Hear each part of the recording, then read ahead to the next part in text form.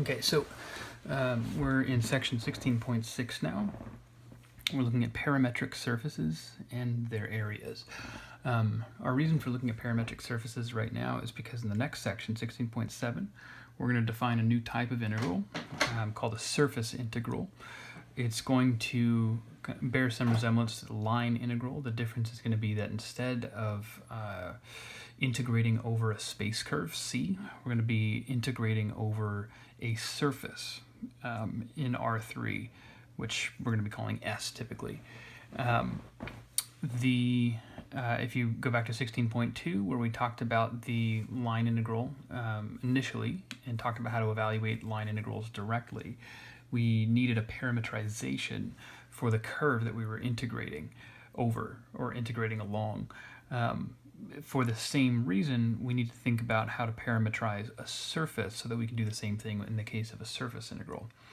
So, to that end, remember that when you want to parametrize a space curve, one way to think of it is using a vector function with one parameter. R of t is typically how we represent that. If instead of using a vector function of one parameter, if you use a vector function of two parameters, then this generally determines a surface. So here's the idea. We're looking at vector functions R of u, v, and sometimes these variables will be something other than u and v, as we're going to see, but this is kind of the general notation that we choose to use. And u and v are going to be variables in the component functions for this vector function, x of uv, y of uv, z of uv. U and v, because the uv is an ordered pair, we imagine uv living in the uv plane. So this point uv lives in the uv plane. And if we look at regions within the uv plane, where we can pick out these points, all the points within a particular region of the uv plane D are plugged into our vector function, and each point that's plugged in determines a position vector for a point in the in R3, x, y, z coordinate axes here. That position vector takes us to a point on that surface S. So these points in the uv plane are mapped to points on this surface S, which lives in R3. All right, so we're going to start with an example to sort of make this a little more concrete. We're going to look at the graph of a surface that's given by this vector function, this parametrization. R of uv equals u cosine of v I plus u sine of v j plus vk. Now, u is going to go from 0 to 1. So a common way to approach looking at the graph, and you'll notice I've actually already supplied the graph here. I don't stand a chance of drawing this freehand, so the answer is right here. But if we want to graph a parametric surface, because there's two variables here, the common approach is to think of one of these variables as being held constant and then letting the other one vary. So for example, if I were to hold u constant, and if I were to look at, let's say, the projection of this surface, whatever it happens to be, into the xy plane, so that means set the z component equal to 0, then we're looking at something of the form let's do it this way. X is equal to u cosine of v, y is equal to u sine of v. So I can think of this as kind of parametric equations for some space curve, right? So if we hold u constant, then v is the only thing being allowed to vary here. So these parametric equations, I would be thinking of as parametric equations with one variable, and we know that those determine curves. Well, if I wanted to eliminate the parameter here, then what I could do is this, x squared plus y squared is equal to u squared cosine squared of v plus u squared sine squared of v, which would just equal u squared, after factoring the u squared out and using the Pythagorean identity. Okay, so what this tells me is that if I projected this, if I held u constant, and I projected this surface into the xy plane, I get a circle centered at the origin of radius u.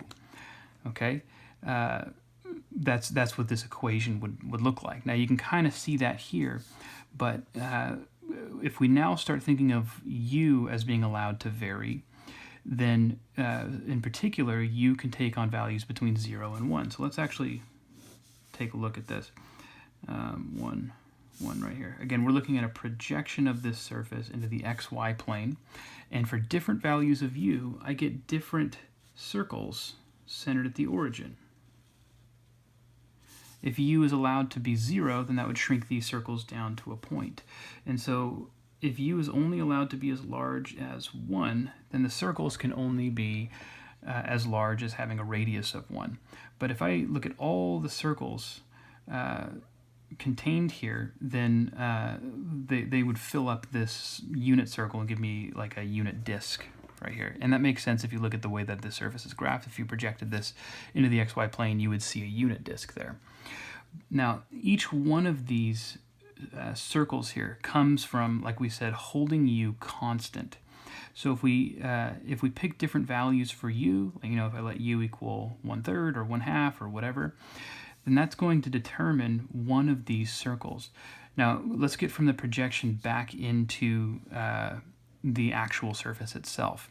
So if we look at this last coordinate here, or this last component, vk, as v increases, we know that it's tracing out this circle in the projection of our surface, but it's also going to be lifting that circle upwards along the positive z-axis because the k component of this vector function is increasing.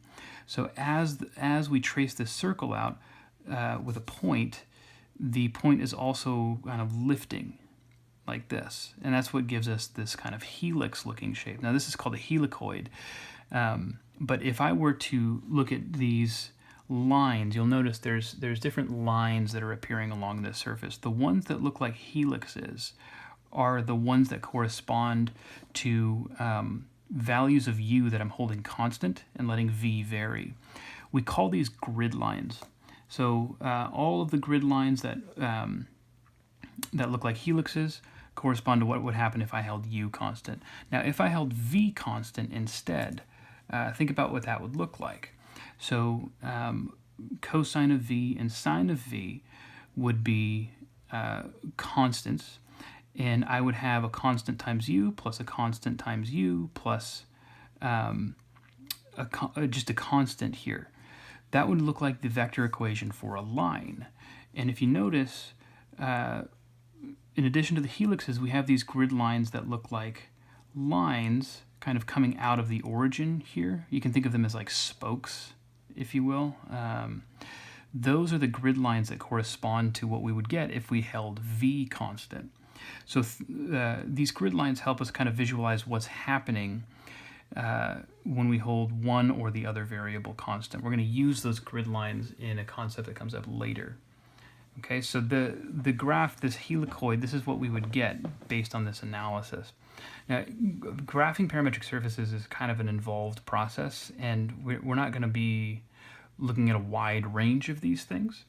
There are certain surfaces that we deal with over and over again, and so we're going to look at some of the common parametrizations for surfaces that we'll encounter a lot in this section and the next. I'm going to start with the parametrization for a plane. Okay, so we already know what the equation of a plane looks like from all the way back in chapter 12, but we want to think of it as the result of a vector equation, something that parametrizes that plane. So the way that we're going to do this is we're going to assume that S represents a plane in R3. The plane is going to contain the point P naught, and it's also going to contain two non-parallel vectors A and B. So you can see A and B right here in red. Okay. Now, if I were to pick any other point in the plane, then I could represent the vector with initial point P naught and terminal point P. This is that other point that I'm referring to, as an expression of the form UA plus VB. If you've had linear algebra, or if you are currently taking linear algebra, I would say that this is a linear combination of the vectors a and b. The reason I know that I can do that, if you look at this plane, this little piece of our plane right here, if this is p naught and this is p, I can see that this vector determines this parallelogram here. And I know that this vector would be the sum of some scalar multiple of a plus some scalar multiple of b by our parallelogram law. So the u and the v represent whatever scalars I would have to multiply these vectors by so that I get this vector when I add them, p naught to p. So that's what this is saying. P naught to p can be written as ua plus vb. Okay, now again, imagine that this plane is actually in R3. So we have the x, y, and z axes here. And the origin I'm going to notate with O. What I would like to do is come up with a vector equation or vector function that gives me the position vector for P. I didn't draw that very well. I don't know why I have this little corner right here. That position vector will, because P was chosen arbitrarily, that expression that gives me that position vector can determine all of the points in this plane P. So what I'm going to do is think of this vector, which I'm going to try to draw a little bit better. There we go, ignore that. As the sum of the vector OP naught and the vector P naught P. We know that this resultant vector would be the sum of those two. So that's what I'm saying right here. The vector OP, which is going to give us our parametrization, is the position vector for P naught plus the vector P naught P. Well, we've come up with an expression for P naught P. It was this, UA plus VB. And the position vector for our known point P naught, we're going to be calling that R naught. I actually mentioned that up here. So R naught you can determine because P naught will be a point that's given to you. This gives us the parametrization for our plane. Okay, let's move on to some other common surfaces that we need to parametrize. A sphere centered at the origin with a radius of a. So if S is such a sphere, then its rectangular equation would look like this: x squared plus y squared plus z squared equals a squared. A very straightforward way of converting this into a parametrization, or finding a parametrization for this, is to think in terms of spherical coordinates. Remember, spherical coordinates are named that way because they give us a very natural description of a sphere centered at the origin. So if we go back to chapter 15 where we talk about spherical coordinates, what I'd like is my my variable rho to be set equal to a, because that's the radius of my sphere. Remember, that's what rho represents, the distance from the origin in spherical coordinates. And if you recall the conversion formulas from spherical to rectangular, I have x equals, normally this would be rho, but remember that's going to be a in our example. A sine of phi cosine of theta, y equals this, z equals this. This is just straight out of chapter 15. This naturally leads to a parametrization. Remember, a is a constant. A is something that we would have known for this particular sphere. So the only two variables here are phi and theta. Those become the parameters in our parametrization for this sphere. So that's my I, j, and k component, which gives me this vector equation for a sphere. Okay, so this is a standard parametrization for a sphere. Let's look at cylinders. Rather than come up with a general formula, kind of like we did in the case of a sphere, I want to just look at an example. And the reason for this is I can't really give you a general formula that describes all cylinders, because the cylinders that we're going to be interested in are going to have one of the x, y, or z axes as its center, the axis that it's centered around. And depending on which axis it's centered around, the parametrization can look different. So it's best to kind of take this one from scratch. Parametric equations for the cylinder: y squared plus z squared equals 9, and x is going to go from 0 to 1. So if I were to try and graph this cylinder, it'd be a good idea to do that first. And if I were to look at the projection of this cylinder into the YZ plane, because those are the two variables that show up here, I would see a circle centered at the origin with a radius of 3. 3. And then that is going to be centered along, I didn't draw that very well, there we go. Centered along the x-axis, and it's going to go as far as 1 because x is allowed to go from 0 to 1. So this is the cylinder that we're talking about. Okay, now because x doesn't appear in this parametrization, I'm going to just start by working with the y and the z. We know that this determines a circle of radius 3. A standard parametrization for that would be y equals 3 cosine of theta. Z equals 3 sine of theta. This would give me the parametrization of that circle of radius 3, and you can verify that by substituting these two expressions back in for y and z here to show that it does come out to 9. What am I supposed to do with my x then? Well, x is not dependent on y or z, so that means it's not going to be dependent on these thetas either. X is just dependent on itself. So we set x equal to x. That's what we do when that variable is free to vary. That means the vector function that I want for this cylinder is going to look like r of, notice I'm not using u's and v's, I'm using x's and thetas here. It would look like xi plus 3 cosine of theta j plus 3 sine of theta k. Okay? So all parametrizations for cylinders will look like some variation on this, but the one component that doesn't have a sine or a cosine in it is the one that represents the axis that the cylinder is centered on, because that's going to be the parameter that's free to vary.